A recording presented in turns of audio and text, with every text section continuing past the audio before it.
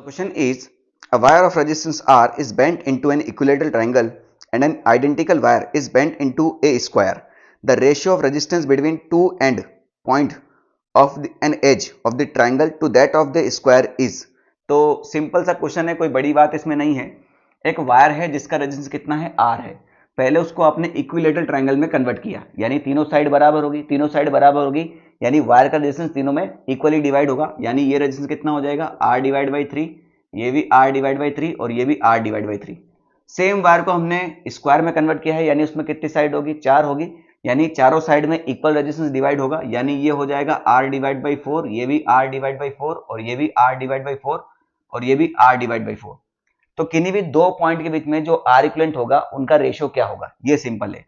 तो आपसे यहाँ दो पॉइंट बोला है, तो बेटा ट्राइंगल में तो सेम है, इस दो पॉइंट के बीच का रेजिस्टेंस लूं, इन दो के बीच का लूं या इन दो के बीच का लूं, सेम है। यहाँ पर हो सकता है स्क्वायर में आपसे दो पॉइंट के बीच का पूछा हो, कभी आगे जाके ऑपोजिट पॉइंट का पूछ ले, ठीक है, तो वो ध्यान रखिएगा, आप सवाल पहले ध्यान से पढ़िएगा। तो यहाँ पर आपसे दो पॉइंट के बीच में ही पूछा है, यानी ये दो पॉइंट ले लेते हैं अपन, ठीक, सिंपल सी बात है। तो इन दो पॉइंट के बीच में निकालना है, तो बेटा आर बाई 3 और आर बाई 3 ये दोनों सीरीज में हो जाएंगे, वो दोनों सीरीज में मिलके आर बाई 3 के साथ किस में होंगे, पैरेलल में होंगे। तो फिर आर इक्विवेलेंट निकालना है। अब कैलकुलेशन बस आपको फास्ट करनी है, ठीक है, यहाँ पर अगर आप बाजी मारेंगे तो कैलकुलेशन में ही मारेंगे और कहीं नहीं।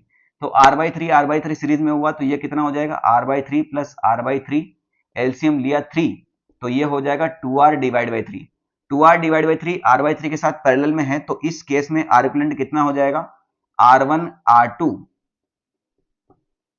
Divide by R1 plus R2। तो बेटा 2r बाई 3 और r बाई 3 ये तो पूरा r ही होने वाला है, इसको मल्टीप्लाई करोगे तो ये हो जाएगा 2r स्क्वायर डिवाइड बाई 9 और ये टोटल r है, r से r खत्म हो जाएगा, तो ये हो जाएगा 2r divide by 9।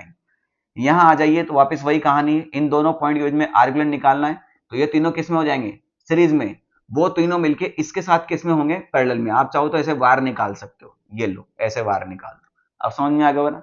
Are by 4 r by 4 r by 4 series में है, तो बस तीनों को 3 से गुणा कर दो भाई, सिंपल सी बात है।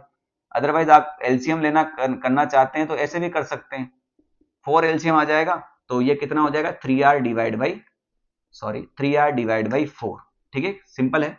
ये 3r divide by 4 r by 4 के साथ किस में है, पैरेलल में है, तो r इक्विवेलेंट कितना हो जाएगा 3r divide by 4 into r divide by 4 divide by 3r divide by 4 plus r divide by 4, ये फिर से मिलके r ही होने वाला है, तो ये हो जाएगा बेटा अपना 3r square divide by 16 divide by r, तो ये हो जाएगा 3r डिवाइड बाई 16।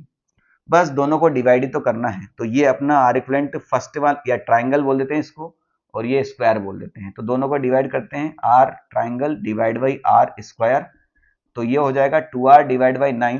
इसमें इसको डिवाइड करना है तो इसको उल्टा करके मल्टीप्लाई करते हैं, 16 डिवाइड बाई 3r, r से r खत्म हो गया, कुछ कटने तो वाला है नहीं, तो ये हो जाएगा 32 और ये हो जाएगा 27। 32 डिवाइड बाई 27 आपका ऑप्शन नंबर सी में है, ठीक है।